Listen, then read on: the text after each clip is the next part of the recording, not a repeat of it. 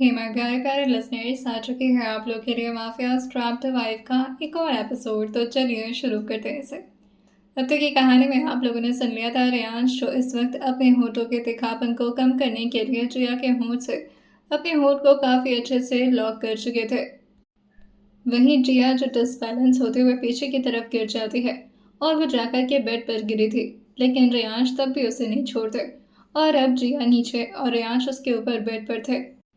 बार बार जिया का हाथ जो कि रियांश को डिस्टर्ब कर रहा था, क्योंकि वो अपने हाथ से रियांश को अपने ऊपर से हटाने की कोशिश करे, जिस वजह से रियांश को जिया के दोनों हाथ की उंगलियों के बीच अपनी उंगलियों को फंसा देते हैं। वो हल्का सा अपने चेहरे को जिया के चेहरे से दूर करते हैं और गहरी गहरी सांस भरते हुए जिया के गालों के पास आते हुए कहते हैं, अब देखा महसूस हुआ तुम्हें जो मेरे होठों पर अभी तक महसूस हो रहा था? अभी जलन हो रही है तुम्हें? जिया जो अपनी आंखें बंद की हुई थी, रियांश की बातें सुनकर के वो धीरे धीरे अपनी आंखों को खोलती है और रियांश की तरफ देखते हुए कहती है, अगर मुझे पता होता कि आप इस तरह से अपने होठों का तीखापन गायब करेंगे तो। रियांश जो कहते हैं, तो तुम कभी भी इतना तीखा मेरे लिए नहीं बनाती, राइट? जिया जो कहती है, "हम्म," और ये बोलकर वो अपना चेहरा ना मिला देती है। रियांश अपनी भवें से कोर कर धीरे से अपनी एक आईब्रो को उठाते हैं और जिया से पूछते हैं, तो फिर? जिया जो धीरे से रियांश के होठों की तरफ एक बार देखती है और फिर उनकी आंखों में देखते हुए कहती है, मैं अगली बार भी हलवा आपके लिए ऐसे स्पाइसी बनाऊंगी, और इस बार थोड़ा ज़्यादा, कम से कम 4-5 राउंड तो हो ही जाए। जैसे ही जिया ने यह बोला था, रियांश झट से अपना हाथ उसके हाथ से हटाते हैं और उसके ऊपर से हटते हुए चुपचाप बेड पर बैठ जाते हैं। गर्दन और वो बस गर्दन को एक साइड में टिल्ट करके उसको देखे जा रहे थे। जिया भी धीरे से उठते हुए कहती है, क्या हुआ?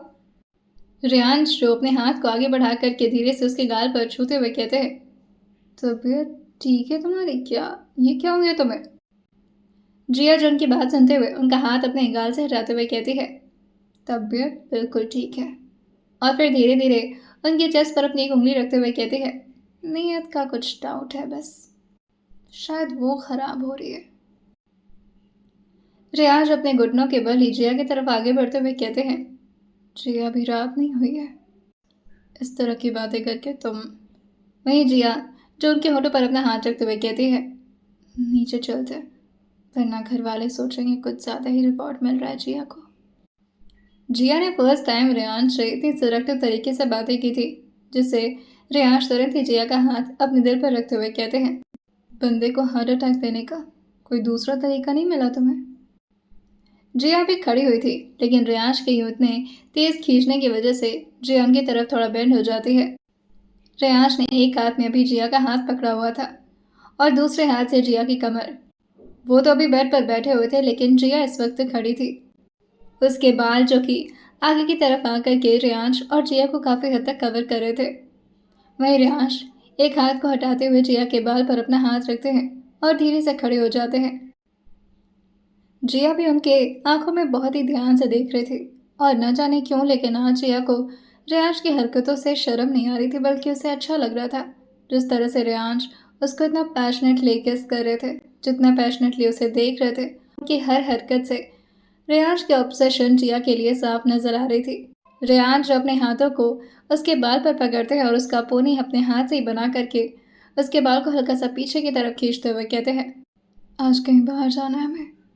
जिया जो अपने सर को धीरे से हाँ मिलाते हुए कहती है, हाँ पता है मुझे, बाल दर्द हो रहा है। रेयांश उसे कहते हैं, मेडिकल शॉप भी चलना है, याद दिला देना। जिया धीरे से अपनी बड़ी बड़ी पलकों को ऊपर की तरफ उठाकर रेयांश की तरफ देखते हुए कहती है, क्यों, दवाई करवानी है आपको?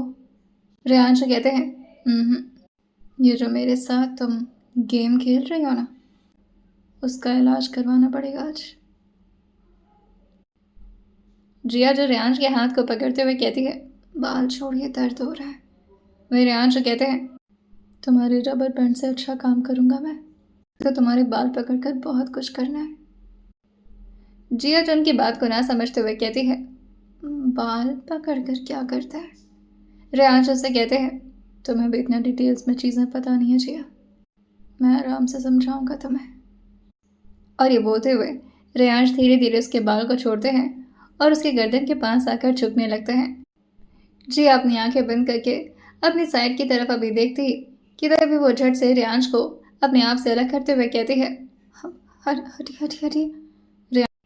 लेकिन रेयांश जो जिया की बातों को पूरी तरह से इग्नोर करते हुए उसके हाथ को दोबारा से पकड़कर उसके नेक बोन को धीरे धीरे अपने होठों से लीक करने लगते हैं। लेकिन जिया जो धीरे से कहती है, कोई हमें देख रहा है, छोड़िए, बता देगा सबको। उसकी बात सुनकर के रेयांश जो उससे कंफ्यूज होते हुए देखते हैं और फिर जिस तरफ जिया देख रही थी उस तरफ रेयांश की भी नज़र घूम जाती है।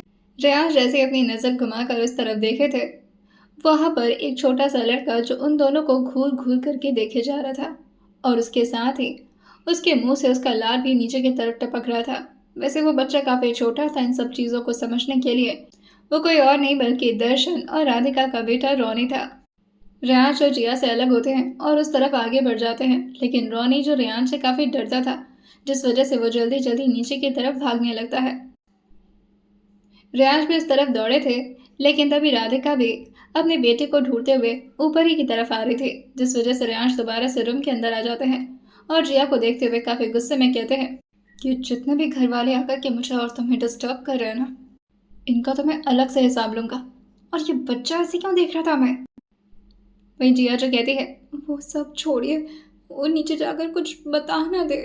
रेयांश जो कहते हैं, बताता है तो बताने दो, और वैसे भी शादीशुदा है, ये सब तो करेंगे, उसकी गलती ये सब देख रहा था। और उसे इतना इंटरेस्ट क्यों आ रहा था ये सब देखने में? जिया जो अब काफी ज्यादा एम्बेरस होने लगी थी और वो बाल को लेते हुए तुरंत ही रूम से बाहर निकल जाती है। रेयांश ने भी इस वक्त टी शर्ट पहन रखा था और नीचे ट्राउजर, और वो अपने टी शर्ट के स्लीव्स को और ज्यादा अपने आर्म पर फोल्ड करते हैं और अपने बाल को ठीक करते हुए वो भी फोन लेकर के बाहर आ जाते हैं। वैसे वो नीचे नहीं जाने वाले थे, बस रेलिंग से टिक करके वो नीचे का माहौल देखना चाह रहे थे। और जिया इस वजह से नीचे आई थी ताकि वो रोनी को समझा सके, फुसला सके। जैसे ही रॉनी नीचे की तरफ आया था और वो जिया को आता हुआ देखता है, वो झट से अपनी उंगली को जिया की तरफ पॉइंट करते हुए कहता है, चाची। सब लोग को लगा था कि नॉर्मली वो चाची चाची बुला रहा है। वही जिया जो मन में भगवान से प्रार्थना करते हुए कहती है, नहीं नहीं नहीं, किसी को भी इस बारे में पता नहीं लगना चाहिए, नो कान्हा जी, ये भूल जाए, ये तो बहुत छोटा बच्चा है ना, इसके दिमाग में कुछ ना रहे। लेकिन अब रॉनी इतना भी छोटा नहीं था।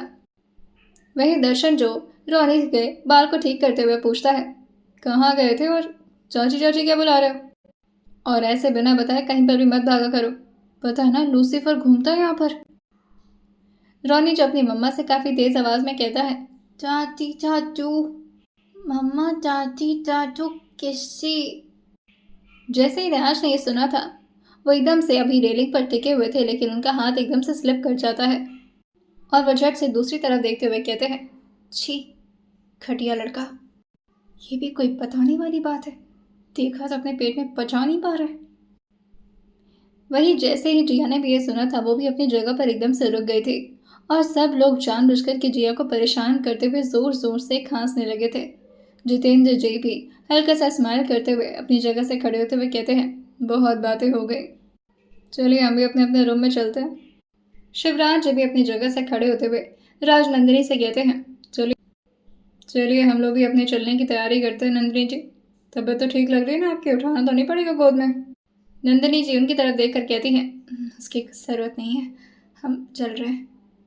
जैसे ही रोनी ने यह बात बोला था, उनको भी काफ़ी गुस्सा आने लगता है, लेकिन राधिका, मृदुल और उसके साथ वासना, वेदिका, दर्शनवीर और गौरव सब के सब जिया के चुटके लेते हुए दोबारा से रोनी से पूछने लगते हैं, और क्या हुआ? जिया को यूं इस तरह अकेला परेशान होता देख करके रेयांश भी अपने पॉकेट में फ़ोन डाल करके नीचे आने लगे थे। और जैसे ही वासना, वेदिका रेयांश को नीचे आता हुआ देखती हैं, वो सब की सब जिया को हूट करते हुए कहती हैं, जिया भाभी आ जाइए। वही राधिका भी कहती है, आओ ना जिया, बैठो यहाँ पर, कहाँ भाग रही हो? रेयांश रो करके अपने हेड चेयर पर बैठ गए थे और वो जिया को बुलाते हुए कहते हैं, आओ बैठो यहाँ पर, कहाँ जा रही हो? जिया से जोर से बाउल पर अपना हाथ पकड़ते हुए कहती है, हे भगवान, मीन को जरा भी शर्म नहीं आती, इनके सामने बोल बन सकती हूँ, सबके सामने थोड़ी ना। यूं सबके बार बार बुलाने की वजह से जिया भी चुपचाप आकर वहीं बैठ जाती है। वहीं प्रार्थना जी जो कहती हैं, चलो तुम लोग करो बातें, मैं चलती हूँ हाँ। और ये बोलकर वो मुस्कुराते हुए एक बार जिया को देखती हैं और वो भी जितेंद्र जी के साथ अपने रूम की तरफ चली जाती हैं। अब सारे यंगस्टर दोबारा से आकर के बैठ चुके थे। वही रोनी को डाइनिंग टेबल के बीचों बीच बैठा दिया जाता है और सब लोग उससे लगातार क्वेश्चन कर रहे थे। मृदुल जी कहते हैं, तुम मुझे बता, अपनी चाची को क्या कर रही थी छोटी चाची? लेकिन रोनी जो एक बार रेयांश की तरफ देखता है और रेयांश उसे ही घूरे जा रहे थे। रोनी जो मुंह बनाते हुए अपना बदल बना लेता है और अपनी मम्मा को ढूंढने लगता है। वहीं राधिका जो कहती है, बताओ, उनसे मत डरो, वो कुछ नहीं करेंगे। वहीं गौरव जो कहता है, मैं तुम्हें चॉकलेट दूंगा अगर तुम सच सच बताओगे क्या हो रहा था रूम में, बताओ बताओ। वही रोनी जो अपनी चाची की तरफ देखते हुए कहता है, चाची, छोई छोई छोई, चाचा ऊपर छोई। जैसे ही रोनी ने इतना बोला था, ब्रियांश को और ज्यादा रहा नहीं जाता और वो पीछे से रोनी को पकड़कर अपने गोद में उठाते हैं और अपने साथ उसे बाहर ले जाते हुए कहते हैं, बहुत बातें करते हो तुम तो, आओ तुम्हें स्विमिंग पूल दिखाता हूँ। राधिका का तो दिल एकदम से बैठ गया था। वो जल्दी से अपनी जगह से खड़ी होती है और उसके साथ ही दर्शन भी, वीर और मृदुल भी उन्हीं के पीछे पीछे आने लगे थे। वहीं जिया भी झट से खड़ी होती है और रेयांश को संभालने के लिए वो भी पीछे पीछे दौड़ जाती है। रेयांश उसको काफी जोर से दबाए हुए कहते हैं, ये सारी बातें बताने वाली होती है? और एक बात बताओ, तुम मेरे रूम में घुसे कैसे? दरवाजा खुला रह गया था, इसका मतलब ये नहीं कि सबके रूम में झांका झांकी करोगे। सब लोग दौड़ कर रेयांश को रोकते हुए कहते हैं, क्या क्या करने जा रहे हो रेयांश? दर्शन जो कहता है तो रेयांश उसका जवाब देते हैं, क्या करने जा रहा हूँ? मैं अपने भतीजे को घुमा भी नहीं सकता हूँ अब। वही राधिका जो घबराते हुए कहती है, कोई ज़रूरत नहीं है, आप इसे हमें दे दीजिए, उसको हम घुमा लेंगे। लेकिन तभी रेयांश जो कहते हैं, अरे नहीं, इनकी प्यारी प्यारी बातों पर तो फदा हो गया मैं, थोड़ा मैं भी प्यार कर लूँ अपने भतीजे से। और ये बोलते हुए अपना दांत पीस करके उसको देख रहे थे। वहीं जिया जो सबको समझाते हुए कहती है, डोंट वरी, मैं गोद में ले लूँगी उसे, आप लोग जाइए। वहीं रेयांश कहते हैं, जाइए, ले आकर दे दूंगा मैं आपको। और फिर वो दर्शन की तरफ देखते हुए कहते हैं, और अगर ना ही ख्याल रखते अपने बेटे का तो उसे संभाल कर भी रखा करिए, कहीं भी गुस्सा चला जा रहा है। वहीं जिया जो रेयांश के बाजू पर अपना हाथ रखते हुए कहती है, उसे डराइए मत, छोटा है वो। रेयांश कहते हैं, छोटा है तो कुछ भी बोलेगा। और फिर उसके गाल को हल्का से दबाते हुए कहते हैं, क्या कह रहे थे? चाची नीचे चाचू ऊपर? तुम्हें क्या लगता है ये सिर्फ हम ही कर रहे थे? तुम्हें खुद भी पता है कि तुम कैसे पैदा हुए हो? जिस दिन पता चलेगा ना, शर्म आएगी तुम्हें। वहीं जिया जो रेयांश को रोकते हुए कहती है, हाँ बीना, वो बच्चे को क्या समझा रहे हैं? रेयांश कहते हैं, बच्चा? काहे का बच्चा? बोला था ना मेरी बीवी से दूर रहना, पीछे पीछे चले आए रूम में, प्रिवेसी नाम की तो कोई चीज़। कि तभी जिया जो कहती है, आप क्या कर रहे हैं, स्विमिंग पूल में गिर जाएगा वो, लाइए इसे दीजिए। और वो जल्दी से रोनी को अपने गोद में उठा करके उसे चुप कराते हुए कहती है, ना रोना नहीं, रोना नहीं, वो चाचू ना मजाक कर रहे थे। और फिर वो उसे अपने सामने ले आते हुए कहती है, पर इस तरह की बातें ना बताया नहीं जाता, गंदी बात होती है। रोनी जो अपनी चाचा के गोद में आकर के फाइनली थोड़ा नॉर्मल हुआ था और वो उसकी तरफ देखते हुए कहता है, गंदा काम क्यों कर लेते आप लोग? रेयांश जोर से पंच बनाते हुए उसकी तरफ अभी ले आते, लेकिन जिया जो कहती है, हाँ मार लीजिए आप इसे। रेयांश अपने बाल को पकड़ते हुए कहते हैं, इन लोगों को बोलो कि जल्द से जल्द यहाँ से जाएं या फिर हम यहाँ पर नहीं रहेंगे। कितना अच्छा मोमेंट चल रहा था यार।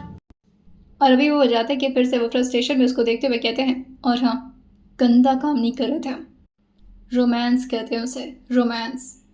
और ये बोलकर वो वहाँ से चले गए थे। जिया जो इस तरह से रेयांश को परेशान होता देख करके रोनी को जोर से करते हुए कहती है, तुम्हारी चाचू ना थोड़ी सी अजीब है, पर जो भी है चाची की जान है वो। और तुम बार बार बितुर क्या बना ले रहे हो? रोना नहीं, मैं तुम्हें चॉकलेट दूंगी, लेकिन आइंदा से ये सारी बातें शेयर नहीं करना, ठीक है? वही रोनी अपने सर को हाँ मिलाता है और धीरे से अपने होंठ को जिया के गाल पर रख देता है। जिया जो हल्का सा स्माइल करके एक बार रोनी को देखती है और फिर एक बार जाते हुए रेयांश को, और वो भी अपना चेहरा दूसरी तरफ करके अपनी आंखों को नीचे की तरफ झुका लेती है, जैसे उसे अपनी ही हरकतों पर कितनी ज़्यादा एम्बैरसमेंट महसूस हो रही हो। आइए जा। अब रेयांश जो अंदर की तरफ आ रहे थे, अंदर ग्रुप में सभी लोग बैठे हुए उन्हीं को देख रहे थे। वहीं राधिका जो अपने हस्बैंड की तरफ देखते हुए पूछती है, कहाँ से आता है इनके अंदर इतना गुस्सा? आपके भाई है ना? वहीं वेदिका और वासना जो कहती है, बस गुस्सा ही आता है भाभी इन्हें, थोड़ी सी तरस नहीं आ सकती? इनकी बहन लोग नेक मांगी थी, लेकिन इन्होंने बस मुंह फेर लिया। उन दोनों को ऐसा लग रहा था जैसे उन दोनों की बातें रेयांश तो सुन नहीं रहे, मगर अनफॉर्चुनेटली रेयांश के कदम अचानक से रुक गए थे, जिससे वाशा और वेदिका एक दूसरे को देखने लगी थी और मृदुल और राधिका के आसपास जाते हुए वो छुपना शुरू कर दी थी। वहीं रेयांश जो पीछे मुड़ते हुए वाशा और वेदिका को घूरते हुए कहते हैं, कितना मांगा था तुम दोनों ने? वहीं वाशा वेदिका धीरे से बाहर आते हुए कहती हैं, मैं नहीं, इसने इसने मांगा था भाई। वेदिका जैसे ये बोली थी, वाशा जिसको घूरते हुए कहती है, 1.5 लाख मांगा था, पर कोई बात नहीं, नहीं मिलेगा तो कोई दिक्कत नहीं है। रेयांश कहते हैं, बैंक में ट्रांसफ़र हो जाएगा तुम दोनों के। वही राधिका जो पूछती है, कुछ ज़्यादा ही पसंद आ गया क्या गाजर का हलवा? रेयांश उनकी बात पर वैसे तो कुछ बोलते नहीं, लेकिन हल्का सा मुस्कुराते हुए खुद से कहते हैं, बहुत ज़्यादा। गौरव जो अपने कंधे से नेहा के कंधे पर मारते हुए कहता है, मानना पड़ेगा, टैलेंटेड तो हैं आप। रेयांश जब भी आगे बढ़कर सीढ़ियों पर चढ़ते उससे पहले ही शिवराज और नंदिनी जी अपने रूम से बाहर की तरफ आ रहे थे। जैसे ही रेयांश की नज़र नंदिनी जी पर जाती है, वो तुरंत ही रेलिंग से टिक करके उन्हीं की तरफ देखने लगे थे। वहीं शिवराज जी आकर के उनके सर पर हाथ रखते हुए कहते हैं, तरक्की करिए ऐसे, सुना है इस बार की मूवी काफ़ी हिट गई आपकी। रेयांश जो नंदिनी जी की तरफ ही देखते हुए अपना सर हल्का सा हाँ में हिला दिए थे। शिवराज जी रेयांश को बहुत माना करते थे और वो उनके गाल पर हल्का सा हाथ थपथपाते हुए कहते हैं, ऐसे ही आगे बढ़िए। नेक्स्ट मूवी कब तक आ रही है? हम भी बहुत एक्साइटेड है देखने के लिए। रेयांश जी जो कहते हैं, वैसे जल्द ही आएगी, मगर आपके लायक नहीं होगी। शिवराज जी जो अपनी भवें से कोड़ कर उनकी बात सुनते हुए हल्का सा मुस्कुराते हुए पूछते हैं, क्यों, कोई अलग सीन है क्या इसमें? रेयांश जी कहते हैं, पता नहीं, पर फिर भी मुझे लगता है कि आपके देखने लायक नहीं होगी और मूवी देखने की उम्र निकल गई है आप दोनों की। और फिर वो नंदिनी जी की तरफ देखते हुए कहते हैं, इतनी प्यारी सी वाइफ हैं आपके और इनके साथ इतनी अच्छी अच्छी हरकतें भी हैं इनकी, आपको तो इन्हें देखकर ही एंटरटेन हो जाना चाहिए। शिवराज जी जो नंदिनी जी की तरफ देखते हुए कहते हैं, वैसे ये बात तो सही है, बीवी हैं बहुत कमाल की हमारी, थोड़ी देर के लिए भी चैन से नहीं बैठ सकते, इनके दिमाग में हमेशा कोई ना कोई खुरापात बनता ही रहता है। रेयांश जी हल्का सा झुकते हैं और शिवराज जी का पैर छूते हैं। वहीं वो जैसे ही नंदिनी जी की तरफ झुके थे, नंदिनी जी झट से पीछे होते हुए कहती हैं, खुश खुश रहो बेटा। वो काफ़ी बुरी तरह से शिवर करने लगी थी जैसे ही रेयांश उनको देखना शुरू किए थे और वो शिवराज जी से कहती हैं, चले हम लोग।